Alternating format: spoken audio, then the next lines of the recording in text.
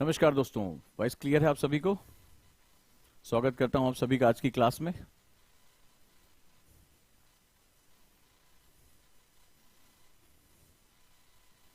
Good evening all of you.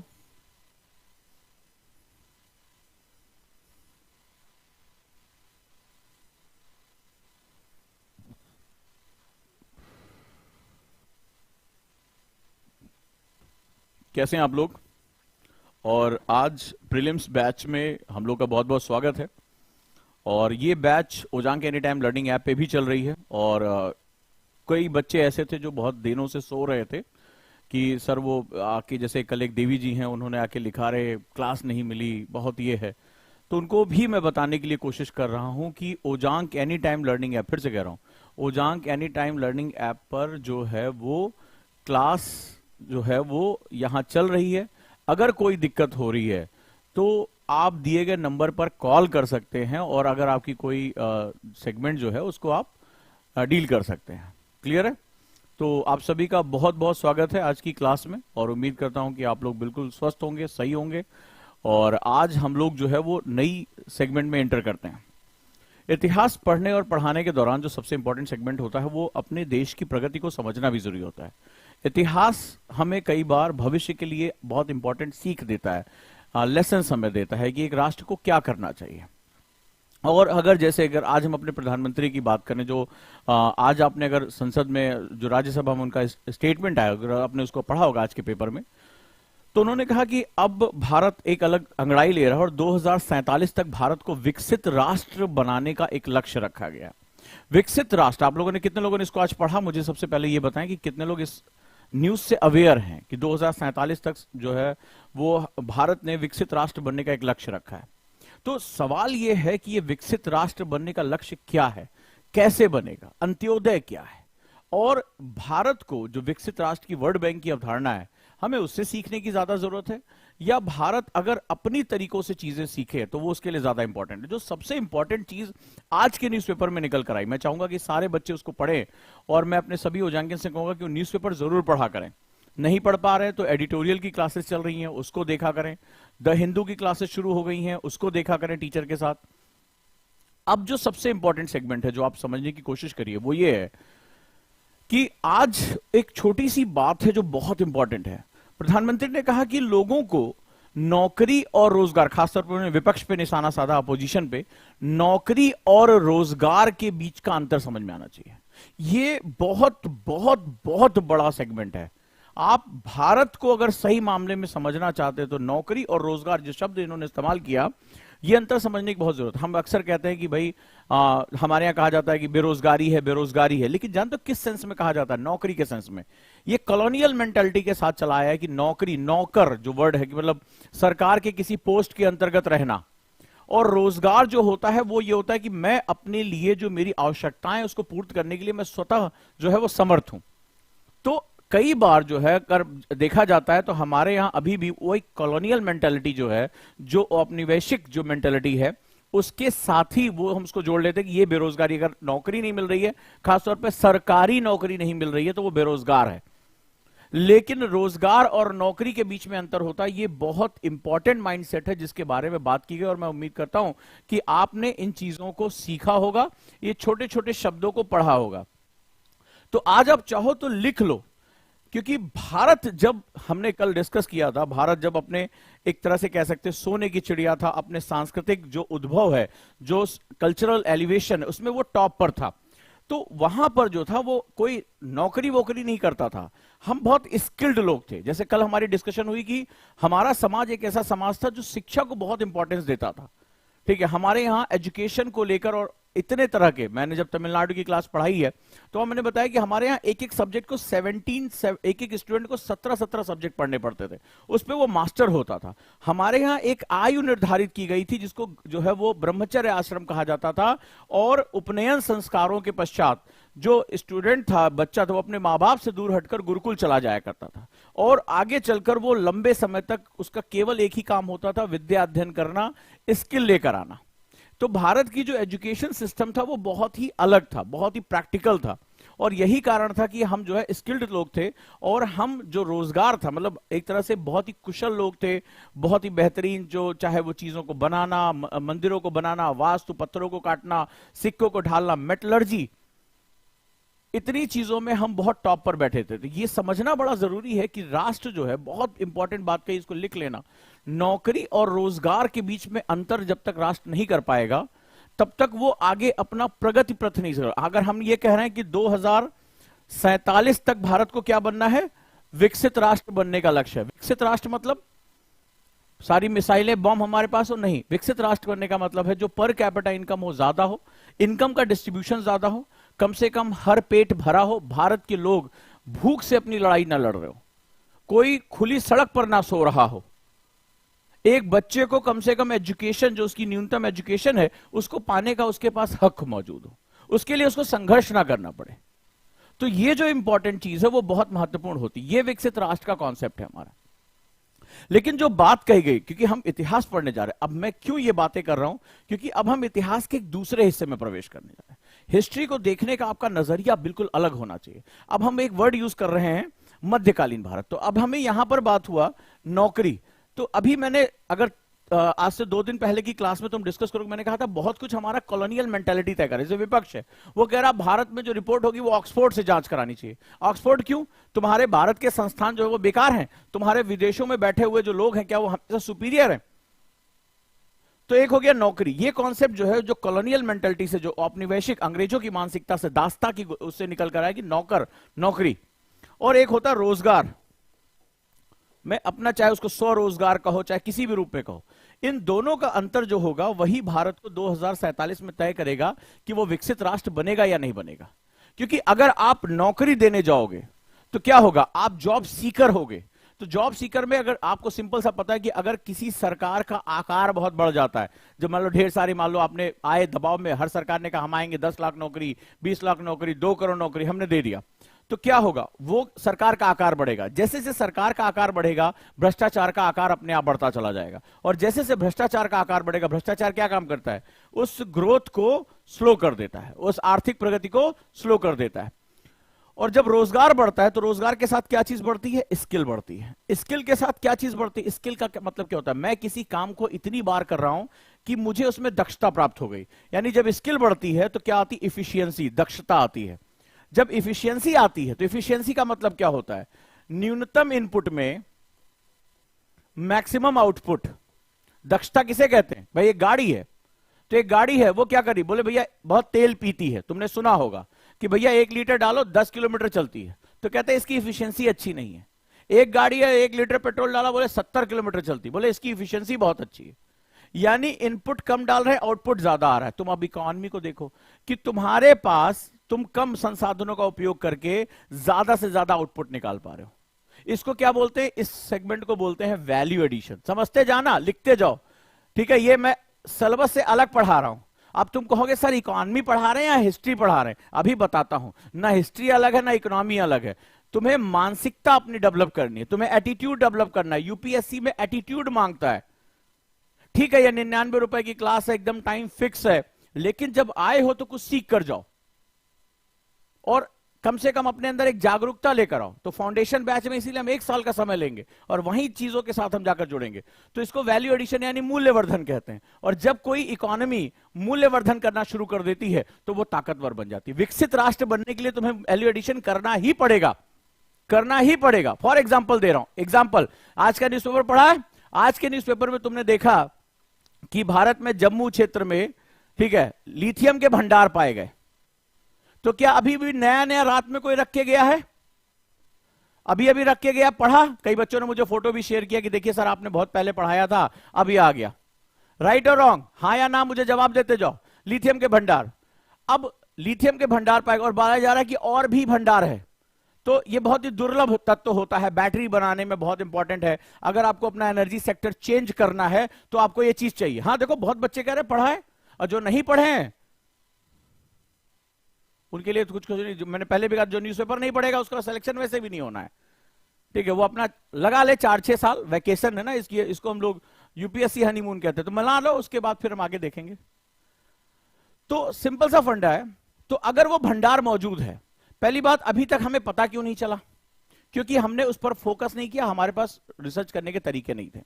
ठीक है, अब उस लिथियम पड़ा हुआ भंडार, मान लो आज से नहीं, वो करोड़ों साल से पड़ा हुआ है, लेकिन अगर आपको वैल्यू एडिशन क्या मतलब होता है कि उसको टेक्नोलॉजी में कन्वर्ट करना है, इस लिथियम को एक्सट्रैक्ट कैसे करना है, निकालना कैसे बाहर है, इसको यूटिलाइज कैसे करना है, इससे अपने एनर्जी सेक्टर कैसे चेंज करना है, तो उसको क्या बोलेंगे? Value addition. वो कब आएगी? जब तुम्हारी साइंस एंड टेक्नोलॉजी अच्छी होगी, जब तुम्हारे पास उसको यूज करने के लिए पॉलिसीज होंगी, जब तुम्हारे पास वेल डेवलप इंडस्ट्रीज होंगी उसको यूज करने के लिए, तो क्या होगा? क्या हो जाएगा? वैल्यू एडिशन हो जाएगा। तो तुम क्या करोगे? जो तुम ये 2047 में विकसित राष्ट्र बनना चाहते हो, बिना वैल्यू एडिशन के नहीं हो सकता। अभी क्या उस न्यूज़पेपर में लिखा था? उसमें लिखा था कि भारत मैक्सिमम अपना लिथियम इंपोर्ट करता है, बाहर से मंगाता है। चीन एकदम ऐसे ऐंठ के रहता है, बोला रेयर अर्थ मटेरियल हमें भाग, यहां से सबको भगा देता है। तो आज भारत के पास आ गया, दुनिया भर की कंपनियां जो बैटरी बनाती, लिथियम को यूज करती, भारत आएंगी, भारत के लोग उसका इस्तेमाल करेंगे। तो इसका सीधा सा मतलब है कि विकसित राष्ट्र बनने के लिए यह चक्र याद रख लेना। तो जो रोजगार होगा भारत में, मान लो स्टार्टअप्स आने लगे, भारत में बैटरी बनाने वाले स्टार्टअप आ गए, तो स्टार्टअप क्या होता है? वो किसी के ऊपर डिपेंडेंट नहीं होता, वो अपना इनोवेशन करता है। अब ढेर सारी कंपनियां भागेंगी, जो स्किल्ड होंगी, यूथ होंगे, पढ़कर आए हैं, वो क्या करेंगे? इफिशिएंटली उस लिथियम को यूज कर ले जाएंगे। नहीं तो वो क्या, वो मिट्टी है और कुछ नहीं है, वो तुम कहां उसको लिथियम छांट पाओगे? अफ्रीका के तमाम देशों में तेल था, वो जानते ही नहीं थे होता क्या है ये, इसको यूज कैसे करते हैं। वो नंगे पैर चलने वाले देश थे, अंगोला जैसे देश। तो ब्रिटिश वाले आए और उनको $99 में लीज ले लिया उनसे, बोला अरे लीज तो तुम्हारे लिए, बोला अरे $99 भी बहुत है हमारे लिए, पढ़ना कभी? वो लीज पे लेके चले गए, उनके लिए वो बेकार था। क्यों? क्योंकि उनको वैल्यू एडिशन नहीं पता थी, और ब्रिटिश पेट्रोलियम को पता थी ये तो भैया काला सोना है, पूरी दुनिया इसी से चल रही है। तो आप इस चीज को समझने की कोशिश करो, ये जो चक्र मैंने बताया बड़ा इंपॉर्टेंट है, हर चीज एक दूसरे के साथ कनेक्टेड है इस तरफ। अब मैं ये क्यों कह रहा हूं, ये समझना बड़ा जरूरी है। मजा आ रहा है? अभी तक हमने प्राचीन भारत को पढ़ा। प्राचीन भारत यानी एंशिएंट इंडिया, जो हमने गुप्त काल को किया, यह भारत का वो काल था जहां भारत अर्थव्यवस्था, प्रशासन, ज्ञान विज्ञान, साहित्य, कलाकृतियां, आर्किटेक्चर, कल्चरल सेटअप में टॉप पर पहुंचा, टॉप पर पहुंचा। और किसी भी संस्कृति को जो उसकी लिवली, जो उसके कहते हैं ना कि लाइव उसको जो मदद करता है, वो करता है उसकी इकोनॉमी। इकोनॉमी जब प्रॉस्परस होती है, जब अर्थव्यवस्था उन्नत होती है, तो लोगों का पेट भरता है। तो जब पेट भरता है तो फिर दिमाग खुलता है, लोग कार्य करते हैं। जैसे कल मैंने बात किया था कि जब हम लोग बात कर रहे थे तो नवरत्नों का पूरा सेगमेंट, तो भाई क्या है, मान लो घर में खाने को नहीं, साहित्य क्या खाक लिखा जाएगा? आप मान लो लिख रहे हो कि किसी नायिका की सुंदरता के बारे में बीबी पटक पटक मारेगी, बोले यहां जो है खाने को नहीं है, हम चिथड़ा पहन के घूम रहे हैं, और तुम नायिका की सुंदरता पे लिख रहे हो, उसकी कमर की करधनी के बारे में लिख रहे हो, मारेगी, धुआं करेगी, कलम भी तोड़ेगी, हड्डी भी तोड़ेगी। तो अब उस कंडीशन में क्या होगा? जब घर में जो है धन है, घर में धनाढ्य है, प्रशासन बहुत अच्छा है, तभी सब जो है सारा काम सही से होगा। तो क्या होता है कि एक बार सांस्कृतिक उत्थान होता है, लेकिन इतिहास कहता है कि कोई चीज सतत नहीं होती है, क्योंकि उसके कोर में इकोनॉमी होती है, और इकोनॉमिक साइकिल जो होती है वो कुछ इस तरह से काम करती है, यानी boom cycle and bast cycle. अब बूम साइकिल, अगर कोई चीज उत्थान की तरफ जा रहा है तो धीरे धीरे एक ऐसा समय आएगा जो संक्रमण काल होगा, और फिर वो अपने पतन की तरफ भी जाएगी। पतन भी हो सकता है या स्लो डाउन भी हो सकता है। भारतीय जो संस्कृति है, भारतीय इतिहास, उसके तत्व, उसके फंडामेंटल इतने मौजूद है, बहुत मजबूत है, कि भारत कभी भी, भारतीय संस्कृति पतन की तरफ नहीं। जैसे ग्रीस, मेसोपोटामिया, सुमेरियन, ये पतन हो गया, इनका आज नामो निशान मिट गया है। लेकिन भारतीय संस्कृति को क्या कहा जाता है? भारतीय संस्कृति में गिरावट तो आती है, लेकिन वो पतन की तरफ नहीं जाती है। उसका कारण है कि भारत की संस्कृति में जब इसका अध्ययन करोगे, गर्व के साथ करोगे, तो ऐसे मूल्य मौजूद हैं, ऐसी वैल्यूज मौजूद हैं जो इंसान को, इंसानियत को, ह्यूमैनिटेरियन ग्राउंड को पनपने का मौका देती है। इसीलिए इसको सनातन कहा गया। सनातन का मतलब कॉन्टिन्यूअस है, ये हमेशा आदि ना अंत से दूर, ये लगातार चलती रही। ये गर्व करने का विषय है, क्योंकि संस्कृतियां अपने आप में जब ऊपर की तरफ जाती हैं तो एक तरफ पतन की तरफ भी आने लगती है। अब हम यहां बात करते हैं, एक समय आता है और वहां पर क्या होता है, सांस्कृतिक विलय होता है। तो अभी तक जो हम पढ़ रहे थे उसमें अब एक नई संस्कृति को प्रवेश करने का मौका मिले, जो अपने अलग कल्चरल डायमेंशन के साथ है। वो तुर्क से आएंगे, वो जो है स्टेपी से आएंगे, उनका रहन सहन, खान पान, पहनावा, युद्ध नीतियां, रीति रिवाज वो अलग होंगे। लेकिन इन दोनों के बीच में एक संक्रमण काल होगा। भाई कोई चीज, जैसे आपकी गाड़ी जब धीमे होती है तो आप ब्रेक मारते हैं, तो अचानक से गुप्त काल में जो स्वर्णिम काल था, उसके बाद ऐसा कौन सा भारतीय इतिहास में दौर आता है जहां हम स्लो डाउन होना शुरू करते हैं। तो आज हम किसके बारे में पढ़ेंगे? उस स्लो डाउन में जहां से एक नई संस्कृति को भारत में प्रवेश करने का मौका मिलता है। क्लियर है? तो वो गैप क्या था, वो स्लो डाउन क्या था, वो टेंशन क्या थी, ये हमें सीखने की भी जरूरत है। क्योंकि इतिहास क्या कहता है? इतिहास कहता है कि मैं स्वयं को दोहराता हूं, ये काल चक्र का हिस्सा है। तो ऐसा तो नहीं कि भारत में भी अगर इस तरह से क्षेत्रीय विभाजन बढ़ जाए, क्षेत्रीय शक्तियां आपस में टकराने लगे। आज प्रधानमंत्री ने क्या कहा? आज प्रधानमंत्री ने कहा कई राज्य वोटों के चक्कर में पुरानी पेंशन स्कीम को लागू कर रहे हैं, इससे आने वाले समय में राजकोषीय घाटा बढ़ेगा और भारत का बहुत ढेर सारी संपदा जो वैल्यू एडिशन में लग रही थी वो डिस्ट्रॉय हो जाएगी, वो डिस्ट्रॉय हो जाएगी। आज आपने पढ़ा, न्यूज़पेपर मेरे साथ पढ़ के आई, क्योंकि हिस्ट्री में भी मैं करंट अफेयर्स पढ़ा सकता हूं, बड़ी मजेदार बात है। तो ऐसा नहीं कि इतिहास में वो आने वाले घटक आज बदल जाएंगे। पहले तलवारों से बात होती थी, अब वोटों से बात होती है। तो सवाल यह है कि आउटपुट तुम क्या दे रहे हो। क्लियर है? चलो भाई, और अब आगे से जो लाइव क्लासेस होंगी, ओजांग सर लाइव चैनल आप लोग सब्सक्राइब कर लेना, मैंने बता दिया था। सो आगे हम लोग बढ़ते हैं। राइट, एक इंपॉर्टेंट घोषणा है, वो ये है कि कल जो है वो प्री का जो लोग मेरे साथ फाउंडेशन में जोड़ना चाहते हैं, कल लास्ट डे है उसके लिए। ठीक है, सुबह 10 बजे से शाम को 5 बजे तक वो ऑफर है आप लोगों के लिए। उसके बाद जो फीस है वो 6,999, अभी 5,999 है, देन 6,999 हो जाएगी। क्लियर है? So now this is the last chance for you. तो चलिए, तो ये कल जो है सुबह 10 बजे शुरू हो जाएगा। नेक्स्ट आगे चलते हैं। और प्रहार के लिए जानते हैं, एक चीज आपको कल मैं बताना भूल गया था, आप लोग ध्यान कर लेना। एक हमने शुरू किया है एनसीईआरटी बेस्ड आत्मनिर्भर। आत्मनिर्भर का मतलब है कि एनसीईआरटी में बहुत ऐसे पॉइंट्स होते हैं जो क्वेश्चन बहुत अच्छा बनते हैं। 2000 क्वेश्चन का हम सेटअप लेकर आ रहे हैं, 20 टेस्ट 499 रुपए में, ओटीपी पे ही मौजूद है। और एनसीईआरटी को प्री के लिए छोड़ के मत जाना।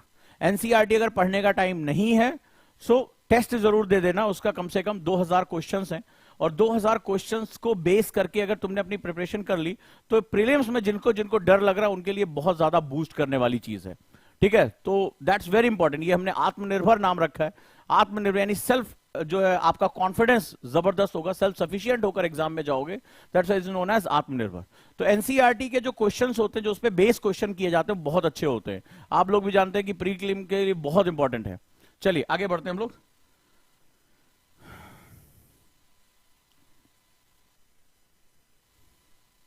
तो आज हमारा लेक्चर है, और उससे पहले मैं यही कहूंगा कि जिंदगी में तपिश कितनी भी हो, अभी आज एक बच्ची का फोन आया कि सर बहुत डर लग रहा है प्रीलिम्स में, और घर वाले जो है वो ज्यादा पढ़ने नहीं देते, जैसे ज्यादा देर पढ़ने बैठो वैसे ही जो है गुस्सा करने लगते। मैंने अभी एक दिन पहले लेक्चर लिया था और मैंने आप लोगों को एक चीज बताई थी, आप लोग अगर टाइम टेबल फॉलो कर रहे होंगे, मैंने प्रीलिम्स के लिए टाइम टेबल 40/40/20, सबको पता है प्रीलिम्स का ये टाइम टेबल। मैंने कई स्टूडेंट पे प्रयोग किया, सेलेक्ट हुए हैं बेचारे आज। ठीक है, तो 40/40/20 का एक रेशियो मैंने बताया था। ठीक है, अभी एक मेरी स्टूडेंट है एसडीएम में, वो भी आईएएस दे रही है इस बार, तो उसको भी मैंने यही 40/40/20 का जो है रेशियो बताया। सब लोगों को पता है ना 40/40/20 क्या है प्रीलिम्स के लिए? कोई ऐसा तो नहीं है जो सो रहा हो?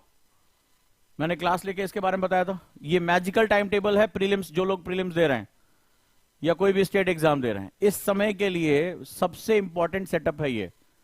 राइट,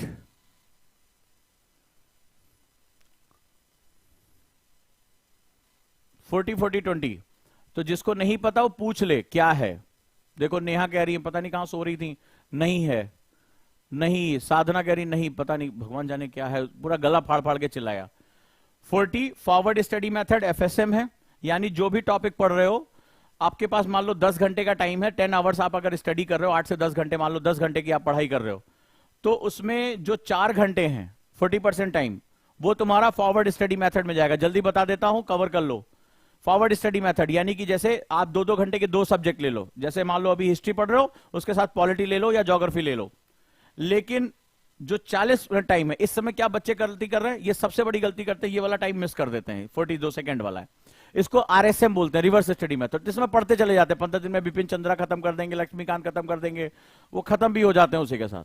तो अगला जो 4 घंटा है या उसमें से 3 घंटा है, वो तुम्हारा जाएगा किसके लिए, वो जाएगा तुम्हारा जो है वो क्वेश्चन लगाने के लिए। क्वेश्चन अगर इस समय नहीं लगा रहे हो और अच्छी संख्या में क्वेश्चन नहीं लगा रहे हो और उस क्वेश्चन को गलत जो हो रहे हैं उसको डायरी में नहीं लेकर आ रहे हो, तो इसका मतलब है कि फिर आपके लिए सिलेक्शन बहुत मुश्किल है, क्योंकि आप बड़े पैमाने पर निगेटिव मार्किंग कर बैठोगे।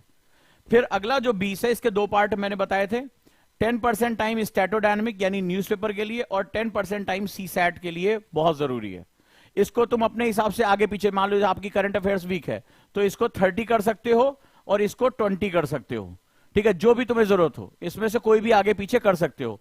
इसका सीधा सा फंडा है कि आप जो है वो आपको इस रेशियो में अगर पढ़ते हो, आप बहुत स्मूथली प्री क्रैक कर जाओगे। अगर आप केवल इस पे, मैक्सिमम बच्चे आपने खुद देखा होगा, आपने जो टाइम टेबल बनाया होगा उसमें अरे यार अप्रैल में लगाएंगे क्वेश्चन, अभी तो बस बिपिन चंद्रा खत्म करें, लक्ष्मीकांत खत्म करें, फलाना खत्म करें, तो बहुत दिक्कत होने वाली है। तो 40% टाइम फॉरवर्ड स्टडी मेथड के लिए, जैसे अभी मैं जो पढ़ा रहा हूं उसको 2 सब्जेक्ट एक दिन में कवर करो। दूसरा मैंने बताया 40% टाइम वो क्वेश्चन लगाने में कवर करो, 10% टाइम न्यूज़पेपर या करंट अफेयर्स के लिए और 10% टाइम सीसैट के लिए, या उसमें से कोई वीक हो तो इसको 30 कर दो, बाकी किसी एक को बढ़ा दो। So that's a very important method. आप इस मेथड से अगर पढ़ाएंगे ना 40-40-20 या 40-40-10-10, तो इस मेथड में आपको कभी भी असफलता नहीं हाथ आएगी, आप अच्छे से सेलेक्ट हो पाओगे। इसीलिए मैंने अभी आपसे कहा कि जिंदगी में तपिश कितनी भी हो, कभी हताश मत होना। डर लग रहा है ना कि प्री में होगा नहीं होगा, जिंदगी में तपिश कितनी भी हो कभी हताश मत होना, क्योंकि धूप कितनी भी तेज हो समंदर कभी सूखा नहीं करते, समंदर कभी सूखा नहीं करते, समंदर बनाओ। कितना भी तुम्हारे सामने मुश्किलें आ जाए कभी घबराना नहीं, कितना भी डर लगे प्री निकलेगा नहीं, पापा क्या कहेंगे, मम्मी को, डरना नहीं है, क्योंकि तुम यहां तपने के लिए ही आए हो। बस अपने आप को गहरा बना के रखना कि कभी सूख मत जाना, कभी हार मत मान लेना। चलिए शुरू करते हैं हम अपनी कहानी को। और आज की जो मेरी क्लास है उसमें सबसे इंपॉर्टेंट है पूर्व मध्यकाल की विशेषताएं, यानी मध्यकाल आने से पहले क्या हुआ और वह गैप कैसे आया, प्रमुख राजवंश मेजर डायनेस्टीज क्या थी, त्रिपक्षीय संघर्ष यानी थ्री जो है वो ट्रायंगुलर जो है हमारी लड़ाई कैसे थी, सामाजिक स्थिति क्या थी, धार्मिक स्थिति क्या थी और आर्थिक स्थिति क्या थी। और ये जो क्लास है वो हमारी Ojaank any time learning app पे चल रहा है। कुछ लोग यहां आकर ज्ञान बघार के जाते हैं, मैं फिर से उनसे निवेदन कर रहा हूं, जो दिया गया नंबर है 8750711100, कॉल कर लो। ओजांक एडू पे सो रहे हो, अभी Ojaank any time learning app पे ये क्लास चल रही है और क्लास चल रही है, ऑनलाइन क्लास बच्चे पढ़ रहे हैं, तो वहां आ जाओ। किसी को कोसने से तुम्हारा सिलेक्शन नहीं होने वाला, और हम सही और अच्छा पढ़ा रहे हैं और गर्व के साथ कह रहे हैं, ठीक है, ध्यान से।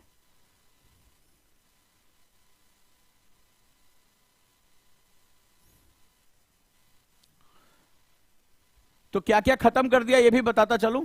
सिंधु घाटी सभ्यता खत्म, वैदिक सभ्यता, हाँ नहीं बताते जाओ क्या क्या हो गया, जैन बौद्ध, मौर्य साम्राज्य, मौर्योत्तर काल फिनिश, मौर्योत्तर काल द्वितीय पार्ट, शक, पार्थियन, इंडो ग्रीक, चोल। अब इसमें जो छोटे छोटे पार्ट्स हैं जैसे चोल, कई बच्चों ने कहा कि हमें चोल पे थोड़ी और जानकारी चाहिए, हो जाएगी क्लास, कोई परेशानी वाली बात नहीं है। गुप्त काल कल हमने खत्म कर दिया, इसको भी हमने 2 पार्ट में, यानी क्वालिटी से कोई कंप्रोमाइज नहीं हुआ, ठीक है। और आज हम लोग बात करेंगे पूर्व मध्यकाल, या इसको गुप्तोत्तर काल भी कहते हैं, राइट। तो पाल, परमार, प्रतिहार, चंदेल, राष्ट्रकूट, सिसोदिया और चौहान, ये हमें जो है इसके साथ लेकर चलना है। चलिए बात करते हैं सबसे पहले। तो भारत की जो विशेषता रही है, आज भारत का जैसे वर्तमान नक्शा ये है, तो भारत की विशेषता जो है, भारत में कई उत्थान के बिंदु आते हैं, ठीक है, समझना, उत्थान के बिंदु आ रहे हैं। जैसे शगुप्ता ने लिखा वंडरफुल क्लास चल रही है सर ऐप पे, हाँ लेकिन जरा उनको बताओ ना जो यूट्यूब पे आके उल्टियां करके चले जाते हैं, कुछ है देवियां हैं, उनको भी पकड़ो, जरा बताओ क्लास चल रही है देवी। अब कैसे करें भाई, सीता माता से भी इतनी अग्नि परीक्षा नहीं लिखी, लास्ट में भी नाराज होकर धरती में समा गए थे, हम कहां जाएं, ठीक है।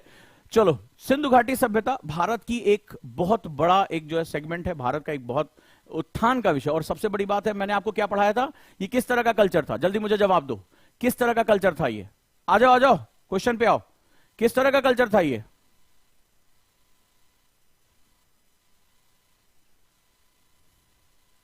सिंधु घाटी सभ्यता की सबसे बड़ी विशेषता क्या थी, यस, शाबाश बॉबी, वंडरफुल बेटा, वंडरफुल। मनीष गुड, बहुत बढ़िया। अभिषेक क्या बात है। Divya good, keep it up. Shagufta good. Sandhya wonderful बेटा, गुड। करण क्या बात है, पूरी क्लास बिल्कुल सही जवाब दे रही। ये देखो तैयारी से कहते हैं, दिस इज अर्बन कल्चर। ये हमारी सबसे बड़ी एक शहरी सभ्यता थी।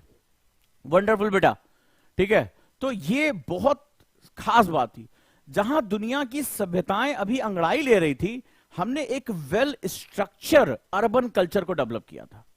और ये भारतीय इतिहास की वो गरिमामयी बात है। भले चाहे आगे चलकर अंग्रेजों ने इसको जो है वो द्रविडियन थ्योरी, आर्यन थ्योरी इसमें डिवाइड किया, बट दैट इज, ये डिवीजन उनका दिया हुआ है। सवाल है कि अगर हम भारतवासी पीछे पलट के देखते हैं तो दुनिया का सबसे सोफिस्टिकेटेड जो अर्बन कल्चर, शहरी संस्कृति, वो हमारे पास मौजूद थी। आगे बात करते हैं वैदिक काल। एक नए तरह के अनुष्ठान, एक नए तरह की जो है चीजों का उदय होता है। इसके बाद अगला जो सेगमेंट आता है महाजनपदों में, यानी हमने जो है वो सांस्कृतिक विन्यास को इतना बड़ा किया कि आज हमारे पास एक बहुत बड़ी एडमिनिस्ट्रेटिव इकाई, मिलिट्री इकाई हमारे पास थी, जो महाजनपद के रूप में कह पाई, जो हमारी इकोनॉमिक, सोशल, पॉलिटिकल, यानी आर्थिक रूप से, राजनीतिक रूप से हम एक विशाल चीजों में कन्वर्ट हुए, बड़े बड़े क्षेत्रों में कन्वर्ट हुए। इसके बारे में हमने पढ़ा। अगला जो सबसे बड़ा सेगमेंट आया मौर्य काल का आया, जहां अखंड भारत की नींव रखी गई थी। अफगानिस्तान के क्षेत्र से लेकर और भारत का ज्यादातर हिस्सा इसके अंतर्गत आया। जो गांधार से शुरू होता है, अफगानिस्तान के क्षेत्र से शुरू होता है, और यह पूरा क्षेत्र आया। एक बहुत बड़ी वृहद राजनीतिक इकाई, वो भी ईसा पूर्व इतनी बड़ी राजनीतिक इकाई आती है, और विदेशी आक्रमणों से भारत की सीमाओं को सुरक्षित करने के लिए वेल स्ट्रक्चर जो है हमारे पास बनाया जाता है। तो अगला भारत का टर्निंग पॉइंट हमारे पास आता है मौर्य काल। ये वो दौर था जहां पर अगर हम देखें ध्यान से, तो ये वो दौर था जहां पर भारत जो है वो अपनी सांस्कृतिक उत्थान की तरफ जाता है। और अगला क्या हुआ? गुप्त काल। गुप्त काल वो जब आया कि पीछे से भारत ने जो कुछ भी हासिल किया, जैसे एक प्रशासनिक इकाई हासिल की, जैसे अखंड भारत, एक बड़ी सेना, एक बहुत बड़ा प्रशासन, टैक्सेशन सिस्टम, प्रशासन चलाने के लिखित डॉक्यूमेंट, अर्थशास्त्र जैसी किताबें, ये भारत को जब मिलती हैं, तो फिर ये कहां जाता है? गुप्त काल में जाता है, जहां स्वर्ण के सिक्के, जहां भारत को है सोने की चिड़िया कहा जाने लगा। ये सारी चीजों का कलेक्टिव एफर्ट गुप्त काल में आता है। और भारतीय संस्कृति जो है वो क्या होती है? बहुत चरम पर पहुंच जाती है, बहुत अधिक ऊंचाई पे पहुंच जाती है। ज्ञान, विज्ञान, संस्कृत, साहित्य, धन, इकोनॉमी, प्रशासन, इन सब में क्या होता है? ऊंचाई पे पहुंच जाती है। ये मैप तुम्हें बहुत कुछ बताएगा।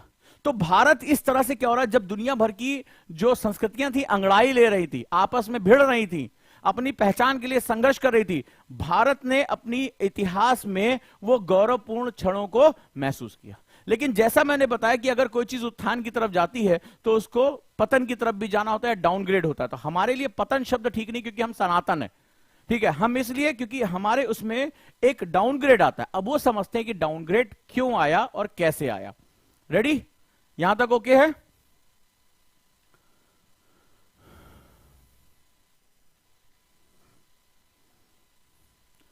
तो गुप्त के बाद अचानक से, जैसे लास्ट में क्या वो हमने पढ़ा था गुप्त काल में, कि जो राजा था वो कमजोर हो गया और जो केंद्रीय प्रशासन था वो ढीला पड़ गया। तो जब केंद्रीय प्रशासन ढीला पड़ा, यानी एक रथ में कई घोड़े हैं, तो जो सारथी होता है वो घोड़ों की लगाम को कस के पकड़ के रखता है, ट्रेन होता है।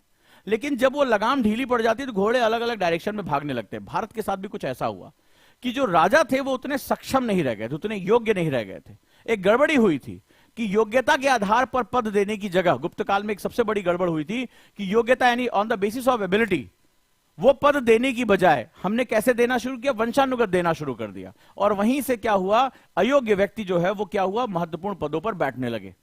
नतीजा ये हुआ कि भारत के सामने एक बड़ा संकट आ गया और जो केंद्रीय प्रशासन था वो कमजोर हो गया। हमने पढ़ा इसके बारे में, गुड।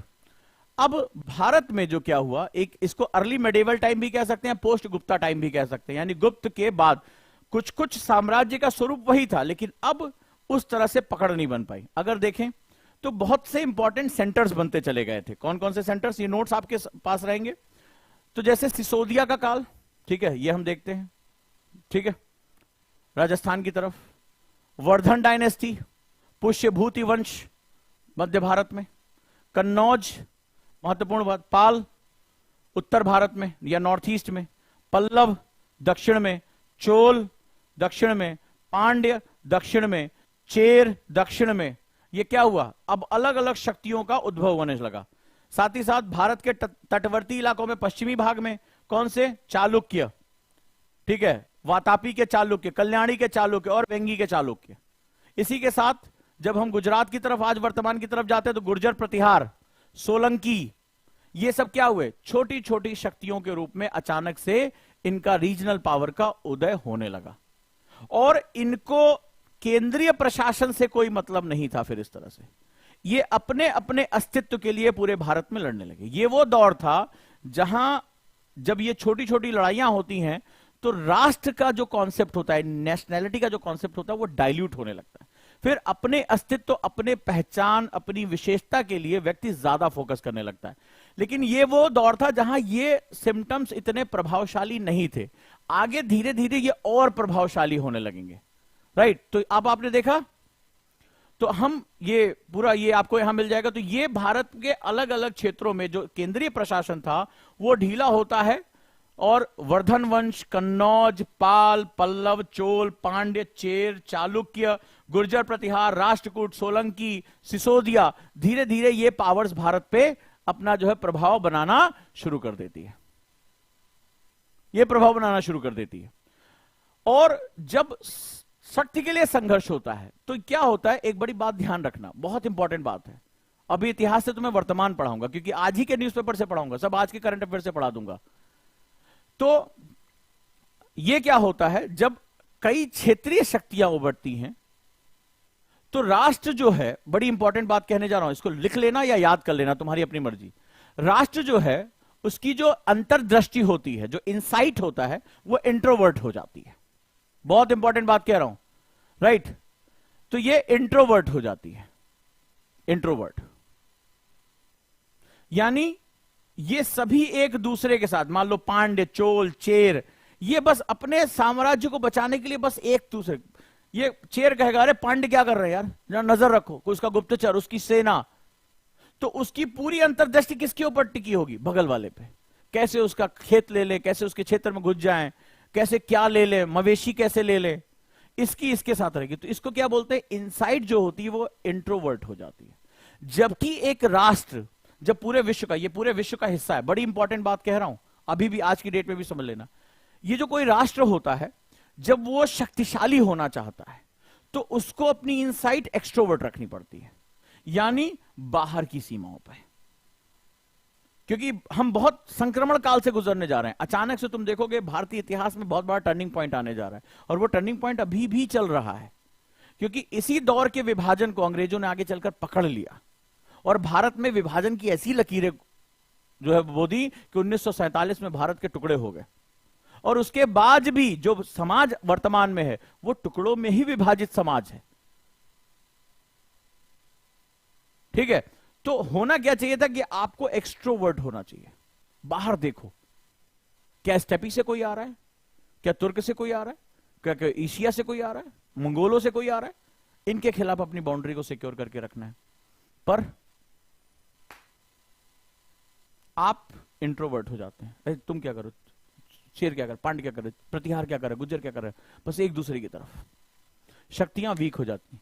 उस कंडीशन में क्या होता है, जो आपके सीमावर्ती क्षेत्र होते हैं, सीमावर्ती राज्य जो होते हैं, उनकी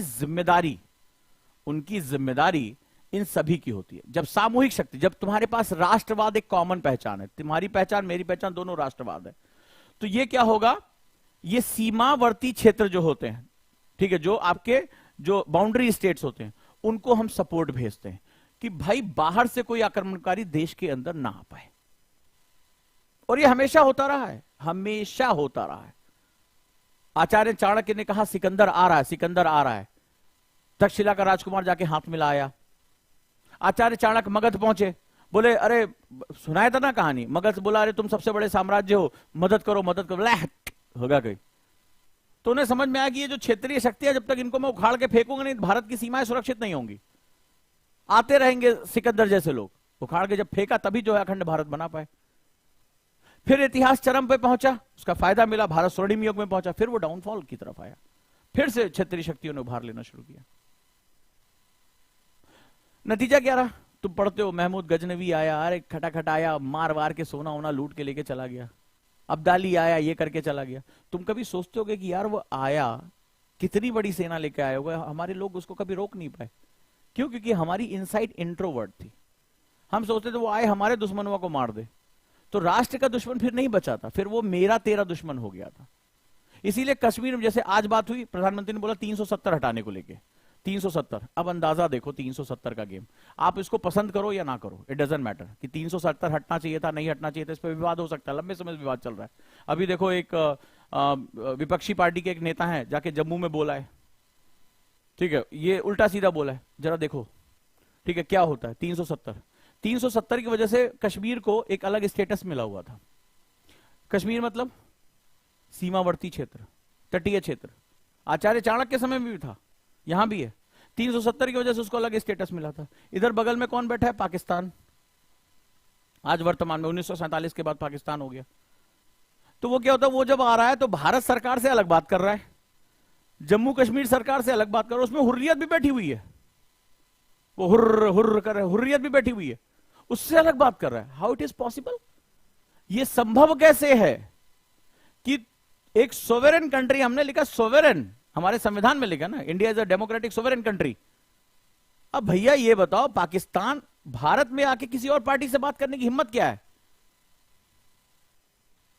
हिम्मत कैसे पड़ी उसकी? तो हम 370 हटा रहे, उसका विरोध हो रहा है, बोले अरे नहीं ये हो जाएगा, वो हो जाएगा, ऐसा हो जाएगा। महबूबा मुफ्ती थी, बोले भारत में कोई तिरंगा उठाने वाला नहीं रहेगा। अब देखो जगह जगह तिरंगा घूम रहा है, जहां पाकिस्तान के झंडे लगते थे भारत में लगते थे, राइट। तो 370 पॉसिबल ही नहीं होना चाहिए था। क्यों? क्योंकि ये मेरा सीमावर्ती क्षेत्र है यार। ये तो आज हम पीओके के पास, हमें इसको भी लेना पड़ेगा अंदर, पीओके हमें लेना पड़ेगा, नहीं लोगे तो कभी भी जो है वो सिस्टम, कभी भी जो, याद रखिएगा, बार बार हर क्लास में समझाया, कभी भी जो बाउंड्री स्टेट होगा बफर स्टेट नहीं होना चाहिए। बफर मतलब दोनों तरफ, हमारी अपनी नीतियां नहीं होना चाहिए। आज पंजाब में देखो, पंजाब में ढुलमुल रवैया हो रहा है, पंजाब में राष्ट्रवाद की जो बात है वो उसकी तरफ जाए, क्षेत्रवाद की बात है, नतीजा क्या हो रहा है कभी भी याद रखिएगा, ठीक है। और ये प्राचीन समय समय इतिहास सिखाता आया, इतिहास का मूल्य, आपको पसंद हो या ना हो वर्तमान सरकार, ये आपका व्यक्तिगत मसला है। सरकारें आती जाती रहेंगी, राष्ट्र इंपॉर्टेंट है। सीरिया में देख लो क्या हुआ, ठीक है। और आतंकवाद धर्म नहीं देखता, पाकिस्तान में जो मस्जिद में बम फूटा वो फोड़ने वाले और मरने वाले दोनों एक ही धर्म के थे। सीरिया में भूकंप आया, तुर्की ताकतवर है, पैसे वाला, इसीलिए खबरों में तुर्की की बात हो रही। सीरिया की बात सुन रहे हो कहीं? वो बेचारा पहले ही मरा पड़ा युद्ध में, और मर गए 2500-2600 लोग, तो कौन वहां ध्यान ही, मीडिया भी नहीं जा रहा है। भारत सरकार मदद भेज रही तुर्की में, समझे, ये स्थिति होती है। तो हमें इस चीज को हमेशा समझ के रखना पड़ेगा कि बॉर्डर स्टेट कभी भी बफर स्टेट नहीं हो सकते, ये याद रखिएगा। तो ये भारत के लिए बहुत इंपॉर्टेंट है, आप किसको पसंद करते हो ना करते हो, क्लियर, वो इतिहास हमें ये सिखाता है। और जब क्षेत्रवाद की ताकतें बढ़ने लगती है और क्षेत्रीय मुद्दों को राष्ट्रीय मुद्दों से ऊपर रख दिया जाता है, याद रखिएगा, जब रीजनल इश्यूज नेशनल इश्यूज के ऊपर चले जाते हैं, लोगों की दृष्टि कैसी हो जाती है? आंतरिक हो जाती है। और जब आंतरिक हो जाती है तो विश्व की बाहर से आने वाली शक्तियां इसका फायदा उठाती हैं। तुम लड़ लो, तुम लड़ लो तेलुगु देशम के लिए, तुम लड़ लो तमिल देशम के लिए, तुम लड़ लो खालिस्तान के लिए, तुम लड़ लो फलाना स्थान के लिए, लड़ लो, ठीक है। लेकिन राष्ट्रवाद के ऊपर यह मुद्दा नहीं आना चाहिए। अगर यह मुद्दा राष्ट्रवाद के लिए ऊपर चला गया तो फिर क्या होगा? आप भारत को पिछाड़ने के लिए बाहरी शक्तियों की मदद लोगे। और आगे चलकर अब हम जिस हिस्से में पढ़ रहे हैं, पूरा इतिहास केवल यही है, पूरा इतिहास है। देखना 300 अंग्रेज थे, कैसे उन्होंने बंगाल में शासन स्थापित कर लिया। अबे 300 आदमी को थप्पड़ थप्पड़ मार दो, मर जाए। भारत के पास इतनी बड़ी सेना थी बंगाल में, अगर अंग्रेजों को थप्पड़ थप्पड़ खाली बिना उसके मार देते, जूता निकाल के मारना शुरू कर, मर जाते वो। लेकिन उन्होंने पूरे भारत पे शासन कैसे कर लिया? कभी सोचो, कहां से इतनी सेना आई, कहां से इतनी चीजें आई? क्योंकि उन्होंने मदद किसकी ली थी? भारत की। और भारतीयों ने मदद क्यों की थी? अब तुम्हारे पास जवाब है। तो पूरा इतिहास आगे जो है वो यही अब तुम पढ़ने जा रहे हो। ठीक है, अब पूरा इतिहास इसी विमर्श के आसपास घूमेगा। तो एक तरफ है कि तुम केवल नाम याद कर लो गुर्जर प्रतिहारों के, ठीक है, लोकोमोटिव पायलट वाला एग्जाम जो तुम उसको दे के क्रैक कर लो, और यूपीएससी लॉजिक पूछता है, आगे सफर तुम्हें तय करना है। चलें,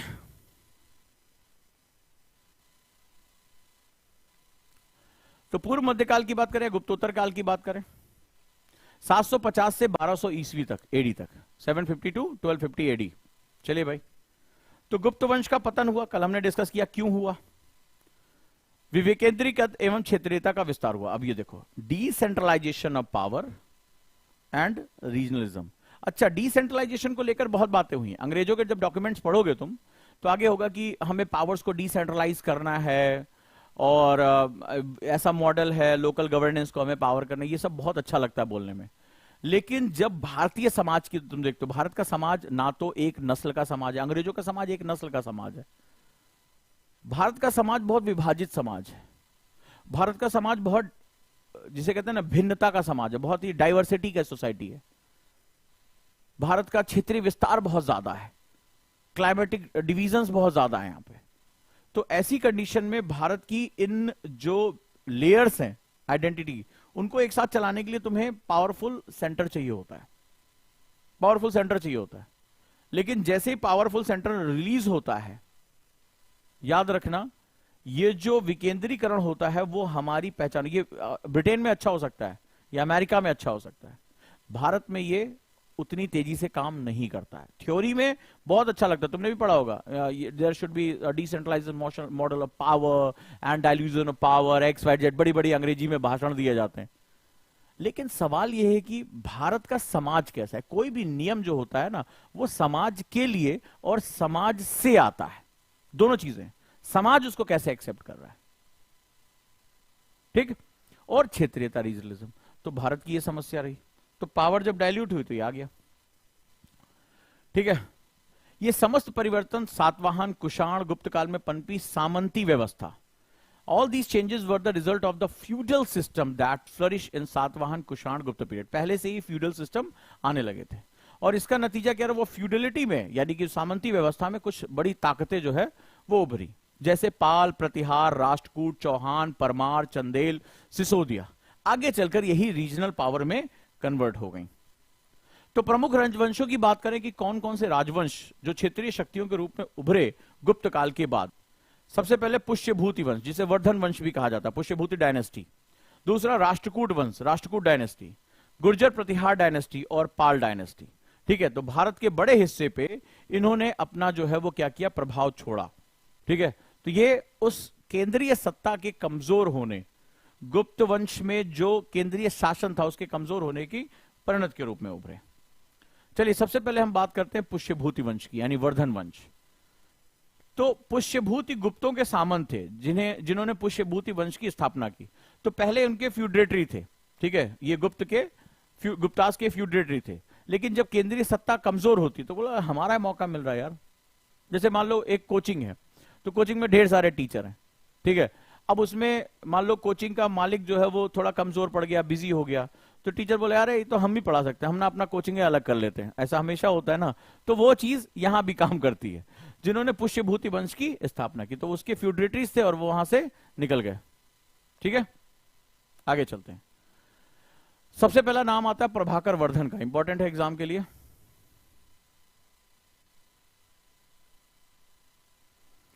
वर्धन वंश का वास्तविक संस्थापक, वर्धन वंश को वास्तविक संस्थापक कहा जाता है, और यहीं से इस वंश का नाम पुष्यभूति वंश से वर्धन वंश हो गया, ठीक है। तो he is said to be the real founder of the Vardhan dynasty, hence the name of this dynasty change from Pushyabhuti dynasty to Vardhan dynasty. तो अगर क्वेश्चन पूछा जाए कि पुष्यभूति जो है वो वर्धन वंश में किसके कारण परिवर्तित हुआ, इसके कारण परिवर्तित हुआ, ठीक है। नेक्स्ट आगे चलते हैं हम लोग। इसकी राजधानी थानेश्वर थी, इंपॉर्टेंट है ये वर्ड, तुम आगे चलकर तुम ये शब्द बार बार सुनोगे तो एग्जाम के लिए बहुत इंपॉर्टेंट है। Its capital was Thaneshwar.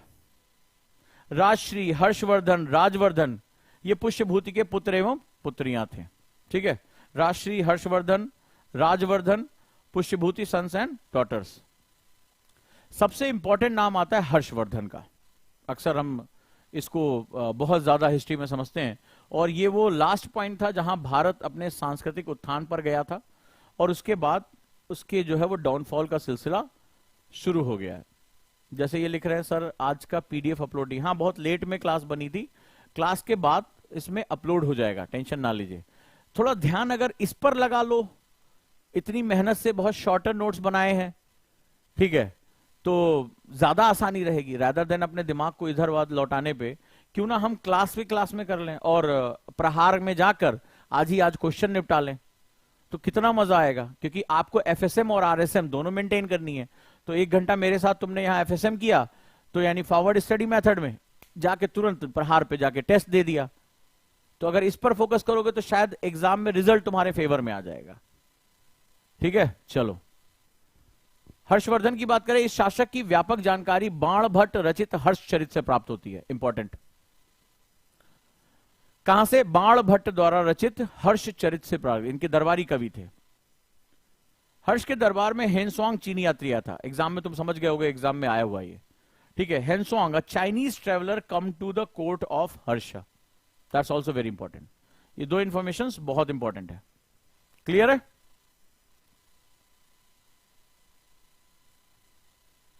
Next, हर्ष ने थानेश्वर से कन्नौज को राजधानी बनाया। हर्ष ने थानेश्वर से कहां इसको शिफ्ट किया? कन्नौज। ये एग्जाम के लिए इंपॉर्टेंट है, किसने राजधानी को चेंज किया था। तो समझते जाओ यूपीएससी में क्वेश्चन कहां से आ सकते हैं, यूपीपीसीएस में क्वेश्चन कैसे आ सकते हैं। ठीक है। हर्षवर्धन वैदिक और बौद्ध दोनों धर्मों को मानता था। It's also very important. Harshvardhan के काल में बौद्ध सभा का आयोजन किया गया था। 5वीं बौद्ध संगीत कहा जाता है। Harshavardhan believed in the both Vedic and Buddhist religion. Buddhist assembly was organize during the period of Harsh. पूछा गया था कौन सी? 5th बौद्धिस्ट संगीत यानी जो काउंसिल थी उसका आयोजन किया गया था। डन।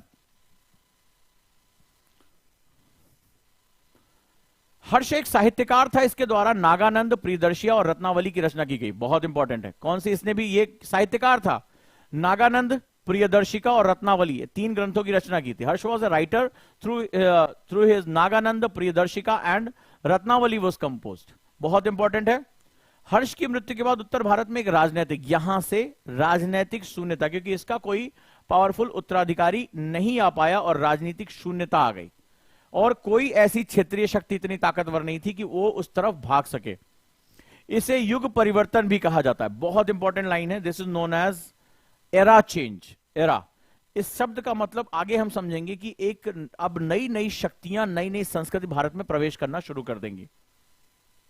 और उत्तर भारत पर पाल, प्रतिहार और राष्ट्रकूटों का आक्रमण प्रारंभ हुआ, जिसे इतिहास में त्रिपक्षीय संघर्ष कहा जाता है। तो एग्जाम के लिए इंपॉर्टेंट है कि त्रिपक्षीय संघर्ष के अंतर्गत कौन कौन शामिल थे, कौन सी शक्तियां शामिल थी। ठीक है।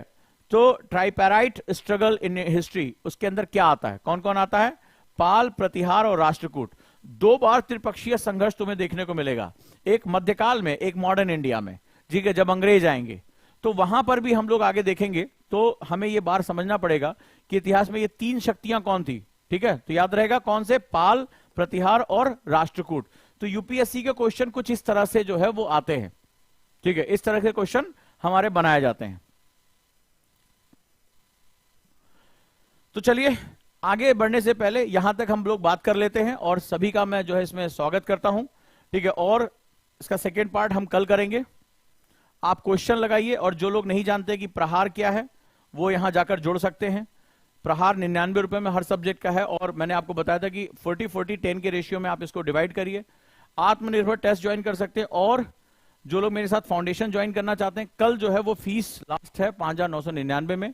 कल सुबह 10 बजे से शाम को 5 बजे तक का ये ऑफर है, और उसके बाद फीस हो जाएगी आपकी 6,999। तो चलिए हम लोग बहुत अच्छे तरीके से इसको जुड़ते हैं, पढ़ते हैं, और क्वेश्चन लगाइए जो लोग भी पढ़ाई करना चाहते हैं अच्छे से, और 1 साल की अपनी तैयारी करिए।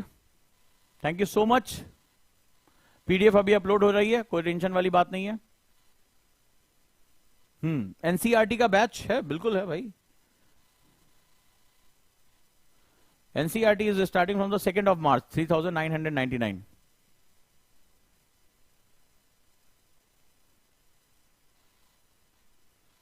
तो ये जीएस का बैच है, जो प्रीलिम्स का बैच है 99 रुपीज में, इसके साथ जुड़े। और सभी लोग सीसैट के साथ जुड़ चुके हैं, सीसैट सभी की तैयारी चल रही है, वो भी 99 रुपीज का बैच है, सीसैट इन 99 रुपीज। अच्छा, एक और जानकारी है, जो लोग हमारे रांची सेंटर जाना चाहते हैं वो लोग जा सकते हैं। वहां पे जो 11th जेपीएससी का बैच है वो निःशुल्क 1 महीने की क्लास चलेगी वहां पे, तो जेपीएससी बैच के लिए आप लोग वहां जा सकते हैं। Lalpur Kokar road opposite Arya hotel, Ranchi, Jharkhand. ठीक है, तो 8 फरवरी से वहां फ्री क्लासेस शुरू हो चुकी हैं, तो जेपीएससी के लिए 11 जेपीएससी के लिए आप लोग जा सकते हैं वहां पे, निःशुल्क है classes. Thank you so much. और इतिहास को वर्तमान से कनेक्ट करिए। सीसैट सभी लोग जुड़ चुके हैं?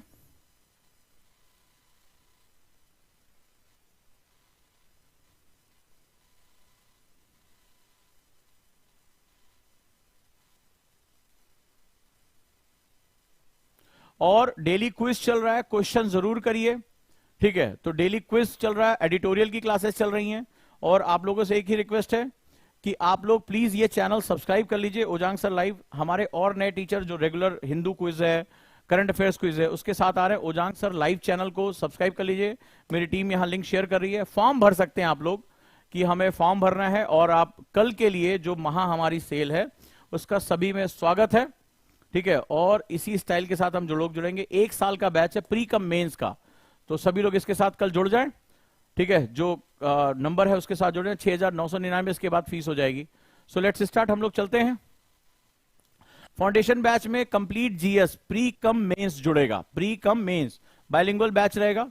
तो प्रीलिम्स का पार्ट और जो मेंस के चारों पेपर हैं 1 2 3 4 जीएस, ये सब कुछ इसके साथ जुड़ जाएगा।